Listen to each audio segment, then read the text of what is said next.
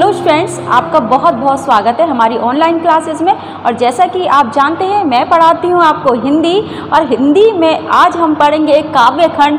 और काव्यखंड में हमें पढ़ना है पाठ 11 सवैये। सवैये पाठ लिखा रसखान जी ने। तो चलिए आइए जानते हैं रसखान जी के बारे में। स्टूडेंट्स, आपको अपने पास कॉपी लेकर भी बैठना है। कॉपी भी आपके पास होनी चाहिए। जब हम ये पाठ पढ़ें या हम कोई भी पाठ पढ़ें तो आपके पास कॉपी होनी चाहिए, आपके पास पेंसिल भी होनी चाहिए और आपकी बुक भी होनी चाहिए। यस स्टूडेंट, रसखान जी के बारे में चलिए जान लेते हैं। रसखान जी ने इन पदों को लिखा है। और रसखान जी कौन थे? इनका जन्म 1548 ईस्वी में माना जाता है कि इनका जन्म 1548 ईस्वी में हुआ था। कब हुआ था? 1548 में। यस, कब उनका जन्म हुआ था? 1548 ईस्वी में, अर्थात क्या 1548 में इनका जन्म हुआ माना जाता है। और ये कौन थे स्टूडेंट? ये थे कृष्ण भक्ति शाखा के कवि। कौन से? कृष्ण भक्ति, ठीक है, कृष्ण भक्ति शाखा के ये कवि थे। और इनका जन्म 1548 माना जाता है। और कहाँ माना जाता है? दिल्ली के आसपास। दिल्ली के आसपास की जगह में इनका जो जन्म स्थान माना जाता है, लेकिन कंफर्म नहीं है कि एग्जैक्टली कहाँ पर दिल्ली में ही है, तो इसलिए दिल्ली के आसपास माना जाता है। यस स्टूडेंट, और देखिए एक बहुत ही आश्चर्यजनक बात ये है कि ये हिंदू नहीं थे। ये कौन थे? मुस्लिम थे। और इनका जो मूल नाम था वो था सैयद इब्राहिम। क्या था? सैयद इब्राहिम इनका नाम था, आपको ध्यान रखना है। और इन्होंने विट्ठल नाथ जी से शिक्षा ली थी। इब्राहिम, ठीक है, इनका नाम था सैयद इब्राहिम। और इन्होंने विट्ठल नाथ जी से दीक्षा ग्रहण की, दीक्षा ली। और ये फिर ये ब्रजभूमि में जाकर बस गए थे। कहाँ बस गए थे? ब्रजभूमि में। इन्हें कृष्ण से बहुत प्रेम था, तो विट्ठल नाथ जी से इन्होंने दीक्षा ली। और क्या हुए? अपना नाम भी बदल दिया उन्होंने। रसखान के नाम से वो कृष्ण भक्ति में लीन होकर कविताएं लिखने लगे। और इनका जो मूल नाम था, आपको ध्यान रखना है, ये क्वेश्चन आपसे पूछा जा सकता है कि रसखान का जो मूल नाम था वो क्या था? तो क्या था? सैयद इब्राहिम था। दिल्ली के आसपास इनका जन्म स्थान माना जाता है। और जन्म कब हुआ? 1548 ईस्वी में इनका जन्म हुआ। कृष्ण भक्ति शाखा के ये कवि थे, अर्थात कृष्ण को मानने वाले थे। कृष्ण की लीलाएं देखकर या सुनकर, पढ़कर उसके बारे में ये बहुत प्रभावित होते थे। और इन्होंने अपने पद किसमें लिखे? कृष्ण के बारे में ही अपने सारी रचनाएं इन्होंने लिखी। इसके अलावा स्टूडेंट, ये कृष्ण से इतना प्रेम करते थे कि इनकी इच्छा थी कि मैं जब भी जन्म लूँ, कोई सा भी जन्म लूँ, तो मैं बस कृष्ण के आसपास ही रहना चाहता हूँ, उन्हीं की जन्मभूमि से जुड़ना मैं चाहता हूँ। और ब्रजभूमि में तब वो बस गए थे, विट्ठल नाथ से उन्होंने दीक्षा ली और इसी वजह से कृष्ण से प्रभावित होकर वो ब्रजभूमि में बस गए थे। वहीं सन 1628 में इनकी मृत्यु हुई। और कब हुई इनकी मृत्यु? 1628 में इनकी क्या हो गई स्टूडेंट? मृत्यु हुई थी। कहाँ पर? ब्रजभूमि में ही। बस कृष्ण भक्ति में लीन होकर ये लगे रहते, कृष्ण की भक्ति में लीन रहते। और उसी से कृष्ण से प्रभावित होकर इन्होंने बहुत सारे पदों की रचना की थी, बहुत सारे सवैयों की रचना की थी। इनकी प्रमुख जो रचनाएं हैं वो है सुजान रसखान, प्रेम वाटिका, ये इनकी। और इसके अलावा रसखान रत्नावली के नाम से उनकी रचनाओं का संग्रह मिलता है। तो जब से जो इनकी फेमस रचनाएं हैं वह सुजान रसखान और प्रेम वाटिका। उपलब्ध कृतियां हैं, अर्थात ये जो उनकी कृतियां हैं, कृति कहते हैं लिखी हुई जो पुस्तकें हैं, उनके द्वारा लिखी गई पुस्तकें हैं, ये उपलब्ध होती हैं।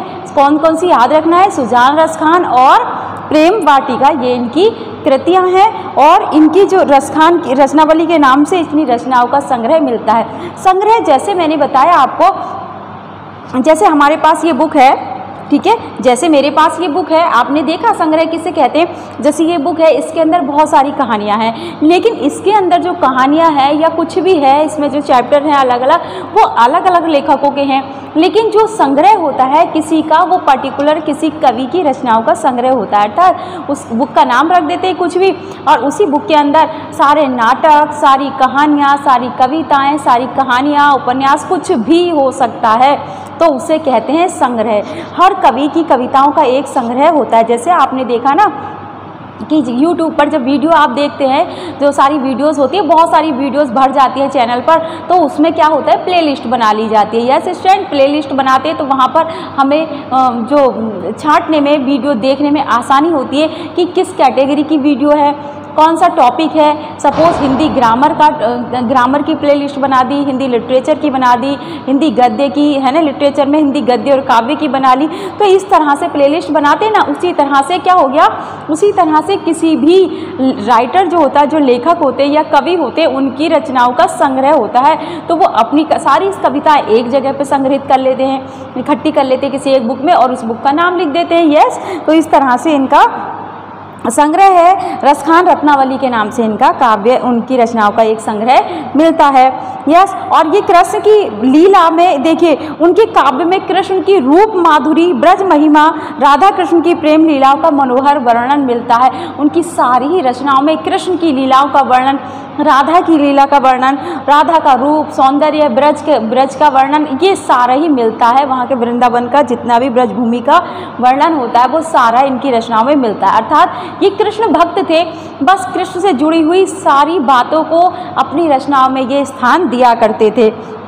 वे अपनी प्रेम की तन्मयता, भाव विहलता और आसक्ति के उल्लास के लिए जितने प्रसिद्ध हैं, उतनी ही अपनी भाषा की मार्मिकता, शब्द चयन तथा व्यंजक शैली के लिए हैं। इनकी भाषा और इनके जो देखो इतनी अच्छी इनकी भाषा है, शब्द इतने अच्छे अच्छे चुन कर ये लिखते हैं कि पढ़ने वाले को बिल्कुल हृदय में अपने उतरते से महसूस होते हैं। अर्थात हृदय से ये लिखते हैं, इतने भावुक होकर ये कृष्ण की लीलाओं में, कृष्ण की भक्ति में इतने भावुक हो जाते हैं कि जो शब्द लिखते हैं ये, तो वो सीधे जो पाठक होते हैं, जो होते हैं, उनको पढ़ने वालों के हृदय पर सीधे सीधे असर वो करते हैं। उतनी ही अपनी भाषा की मार्मिकता और शब्द चयन तथा व्यंजक शैली के लिए ये प्रसिद्ध हैं। उनके यहाँ ब्रज भाषा का अत्यंत सरल और मनोरम प्रयोग मिलता है। उनकी रचनाओं में ब्रज भाषा का बहुत सरल प्रयोग मिलता है कि जब हम पढ़ें और ऐसे शब्द होंगे, सरल सरल शब्द उन्होंने प्रयोग किए अपनी रचनाओं में कि हम पढ़ते ही बहुत कुछ अर्थ तो समझ जाते हैं। अब जब हम इनके पद सवैये पढ़ेंगे, पाठ को पढ़ेंगे, तो हम देखेंगे कि हमें कितने शब्दों के अर्थ आते हैं, क्योंकि यहाँ पर लिखा हुआ है ना, लेखक के बारे में लिखा हुआ है, कवि के बारे में, रसखान के बारे में लिखा हुआ है कि भाई इनकी जो शब्द थे बहुत ही भावुक हुआ करते थे और कैसे हुआ करते थे, सरल हुआ करते थे। तो देखते हैं कि कितने सरल शब्दों का प्रयोग इन्होंने किया, तो जिनमें जरा भी शब्दों का जो आडंबर है वो नहीं है, इसमें जरा भी शब्द आडंबर नहीं है, शब्दों का आडंबर नहीं। अर्थात दिखावे के लिए उन्होंने कुछ ऐसे कठिन शब्द या फिर तुकबंदी ऐसे ही तुक मिला के लिख दी हो, ऐसा कुछ नहीं है। उन्होंने जो भी शब्द यूज़ किए अपनी रचनाओं में वो बहुत ही सुंदर हैं, मनोरम है और सरल भी हैं। और यहाँ पर संकलित पदों की अगर हम बात करें तो ये सवैये कृष्ण और कृष्ण भूमि के प्रति कवि का अनन्य समर्पण भाव व्यक्त हुआ है। इन सवैयों में जो हम पढ़ते हैं, इनमें कृष्ण रसखान जी का, सैयद इब्राहिम उनको नहीं बोलेंगे अब उनको रसखान बोलेंगे, रसखान जी का अनन्य प्रेम प्रदर्शित ये सवैये करते हैं। तीसरे छंद में कृष्ण के रूप सौंदर्य के प्रति गोपियों की उस मुग्धता का चित्रण है जिसमें वे स्वयं कृष्ण का रूप धारण कर लेना चाहती हैं। तीसरा सवैया जो पढ़ेंगे उसमें देखेंगे हम कि जो गोपियां हैं वो इतनी मोहित हैं कृष्ण के रूप सौंदर्य पे कि उनका रूप खुद ही धारण कर लेना वो चाहती हैं। चौथे छंद में कृष्ण की मुरली की धुन और उनकी मुस्कान के अचूक प्रभाव तथा गोपियों की व्यवस्था का वर्णन है कि कृष्ण जब मुरली बजाते थे, चौथे सवैये में हम क्या पढ़ेंगे कि जब श्री कृष्ण मुरली बजाते थे तो उनकी मुरली का ऐसा प्रभाव होता था, अचूक प्रभाव होता था, अर्थात चूकते नहीं थे, यानी कि वो लोगों को सम्मोहित कर लिया करते थे, अपने वश में कर लिया करते थे। और ऐसी ही उनकी मुरली थी, ऐसे ही उनकी मुस्कान भी थी। तो इस तरह से गोपियाँ कृष्ण की मुरली की धुन सुनकर और उनकी मोहिनी मुस्कान के आगे खुद को विवश महसूस करती थी। यस स्टूडेंट, ये था छोटा सा परिचय रसखान जी के बारे में। तो चलिए अब जानते हैं रसखान जो ने जो पद लिखे, जो सवैये लिखे, वो जो पहला सवैया है कहाँ से कहाँ तक है, मानुस हो तो वही रसखान। ठीक है, अब यहाँ से हम इसको इरेज करते हैं और क्या बोलते हैं, देखते हैं हमें कहाँ से कहाँ तक आज जानना है, पढ़ना है। सबसे पहले हम लिखेंगे शब्दों के अर्थ, और शब्दों के अर्थ स्टूडेंट लिखने बहुत ज़रूरी है आपको, क्योंकि व्याख्या में अगर आप शब्दों के अर्थ छोड़ देंगे तो फिर आपको व्याख्या तो कभी आने वाली है नहीं, और फिर आप क्या करेंगे, उसको केवल रटेंगे ही। तो इसलिए आपको रटना नहीं है और ध्यान से सुनना है। यस, तो मैं इनका नाम थोड़ा इधर इस साइड में लिख देती हूँ, क्योंकि उस साइड में हमें अभी क्या करना है, वो हमें उस साइड में शब्दों के अर्थ लिखने हैं। तो देखिए हमें कहाँ से पढ़ना है, मानुष हो तो वही रस खान। ठीक है, मानुष हो से लेकर हमें कहाँ तक पढ़ना है, कदम्ब की डारन। कहाँ पर, कहाँ तक, कदम्ब की डारन। यस, यहाँ तक हमें डारन तक हमें पढ़ना है। तो आपको ये ध्यान रखना है, कदम्ब की डारन, यहाँ तक हमें इसकी व्याख्या देखनी है। लेकिन व्याख्या देखने से पहले हम क्या करेंगे, हम शब्दों के अर्थ देखेंगे। यस स्टूडेंट, तो फटाफट से आप शब्दों के अर्थ लिखिए।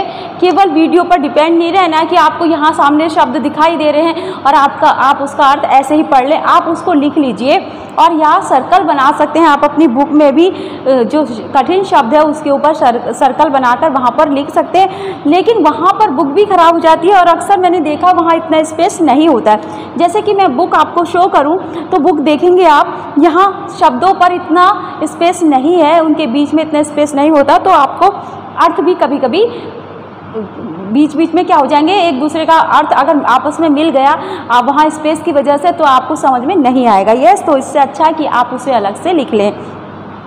पहले हम शब्दों के अर्थ जानते हैं। देखिए पहला शब्द है मानु। पहले एक लाइन पढ़ती हूँ मैं, मानुष हो तो वही रस खानी, बसों ब्रज गोकुल गाँव के ग्वारन। तो पहला शब्द है मानुष। मानुष का लिख लीजिए आप, मानुष यानी कि मनुष्य। और हो तो ही है। रसखानी, रसखान को कहा गया है, तो इसको लिखने की जरूरत थी। जो लिखने वो बोर्ड पर आपको मैं शो कर रही हूँ। बसों, बसना। ब्रज, ब्रज आप जानते हैं। गोकुल, गोकुल गांव ही हुआ। ग्वारन, ग्वाल। ग्वारन का क्या हो जाएगा, ग्वाल। बस जितने कठिन शब्द हैं आप वही लिखेंगे, वही बोर्ड पर देखेंगे और बाकी मैं आपको ऐसे ही बताती हूँ। जो पशु, पशु देखिए पशु का जो पशु जो है वो है यहाँ पर तद्भव शब्द और पशु का तत्सम शब्द हो जाएगा पशु।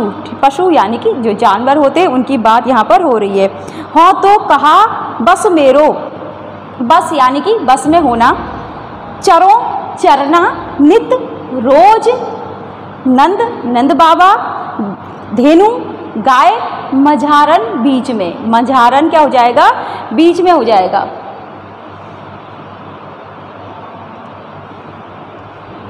बस मेरो का क्या लिखा आपने, बस मेरो, मेरे बस में नहीं होना। ठीक है, मेरे बस में नहीं होना।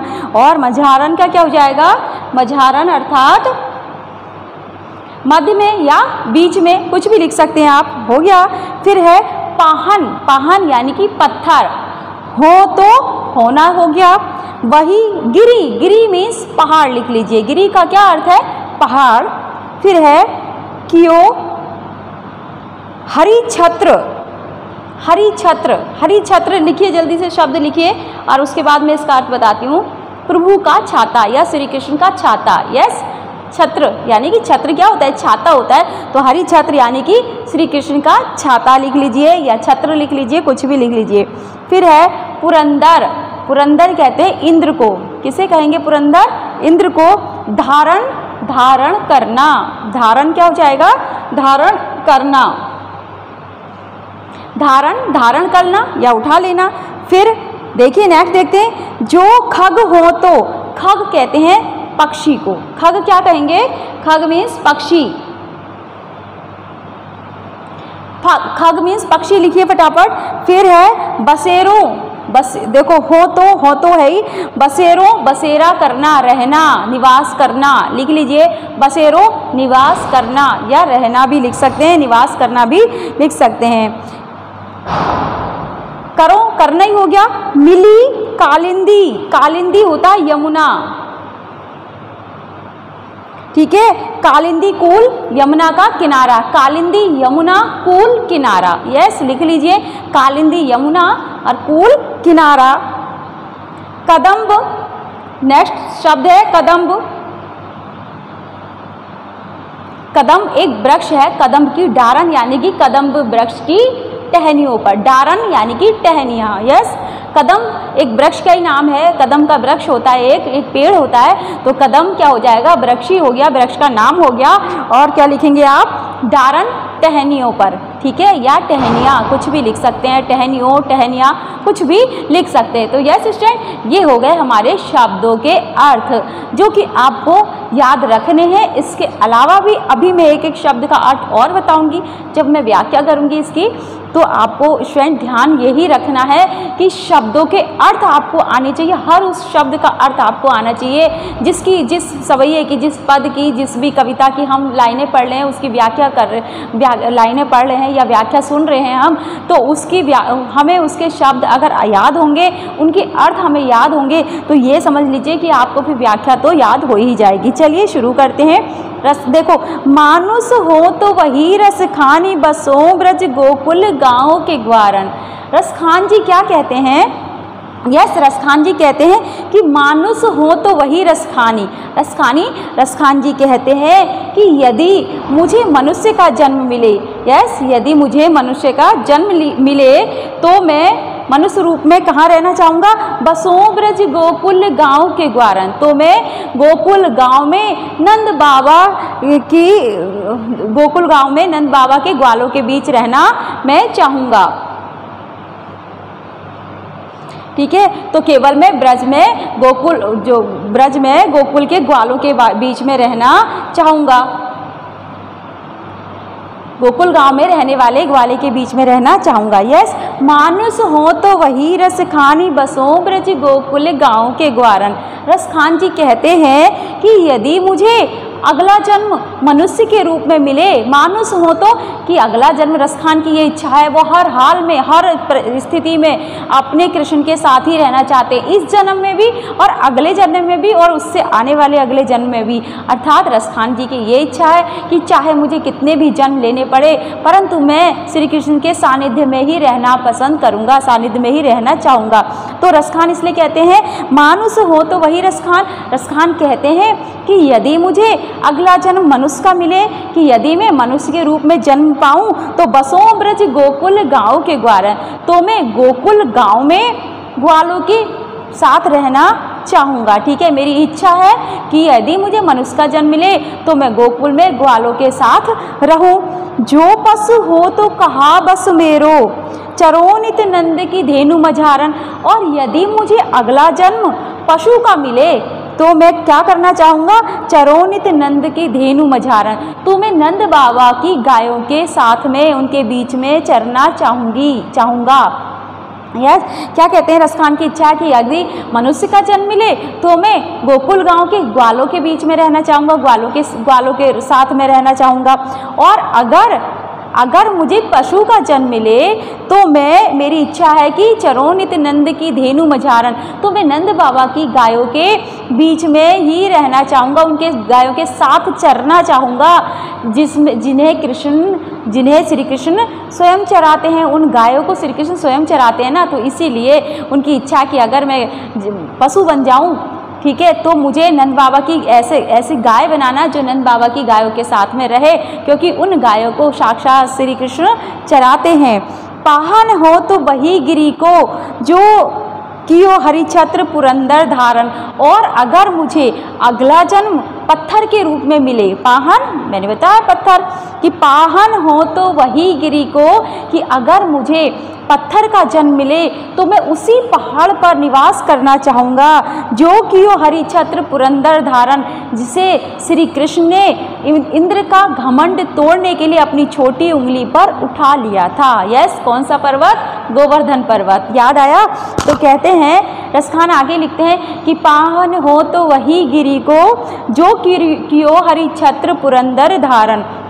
यदि मुझे पत्थर के रूप में अगला जन्म मिले तो मैं उसी पर्वत का पत्थर बनना पसंद करूंगा, उसी पर्वत का पत्थर बनना चाहूँगा जिसे श्री कृष्ण ने अपनी छोटी उंगली पर इंद्र का घमंड चूर करने के लिए या इंद्र का घमंड तोड़ने के लिए अपनी छोटी उंगली पर उठा लिया था। जो खग हो तो बसेरो करो, मिली कालिंदी कुल कदम्ब की डारन। और अगर मुझे अगला जन्म किसके रूप में मिले? पक्षी के रूप में मिले।